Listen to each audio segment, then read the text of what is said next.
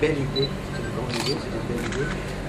C'est une idée pour laquelle la France a une certaine expérience, dans la mesure où dans chacun des départements d'outre-mer français, nous entretenons ce qu'on appelle un service militaire adapté, qui vise à proposer à des jeunes qui sont en difficulté, qui n'ont pas de formation, précisément de leur proposer une formation et ensuite de les réinsérer dans le tissu économique du département.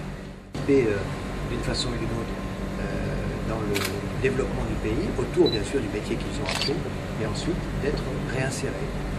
Je crois que c'est une grande idée, une bonne idée, et surtout qui arrive au bon moment, compte tenu de la situation ici en Côte d'Ivoire. Peut-être d'ailleurs qu'avant de s'adresser à la jeunesse qui sort de ses études, cette idée pourrait être appliquée aussi pour des jeunes qui sont partis dans les forces, différentes forces du pays et qui ont connu ces événements dramatiques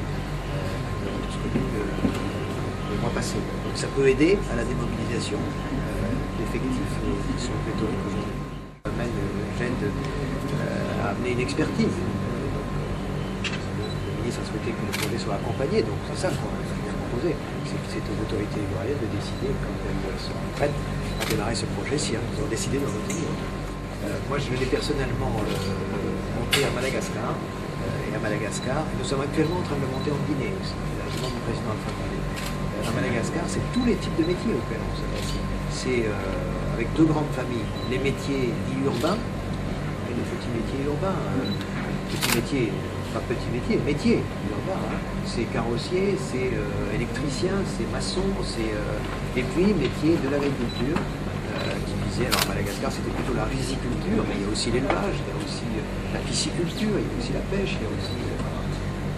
Donc c'est vraiment tous les métiers, tourisme, enfin, tous les ministères seront concernés, et c'est pour ça que le gouvernement ivoirien a souhaité monter un ministère autour de cette idée pour fédérer l'ensemble des énergies de tous les ministères derrière ça.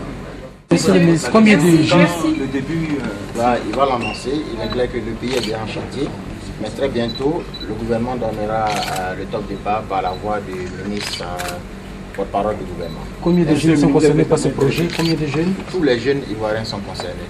Nous disons bien tous les jeunes ivoiriens sont concernés, mais pour savoir si tel ou tel est concerné, il faut qu'il le désire, il faut qu'il le manifeste. Et c'est pour cela que nous avons mis en place le projet Mode d'emploi. C'est les jeunes qui seront inscrits dans Mode d'emploi qui seront bénéficiaires de tous ces programmes.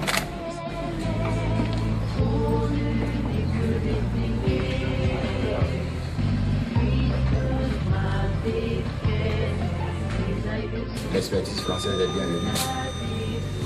Ne serait la refuser, il n'y en a pas du tout. Est-ce que vous allez solliciter d'autres pays aussi? Tous les pays sont sollicités, mais nous pensons que c'est le pays qui est le premier signalé qui devient notre partenaire privilégié. On ne recevra aucune aide venant d'un quelconque pays.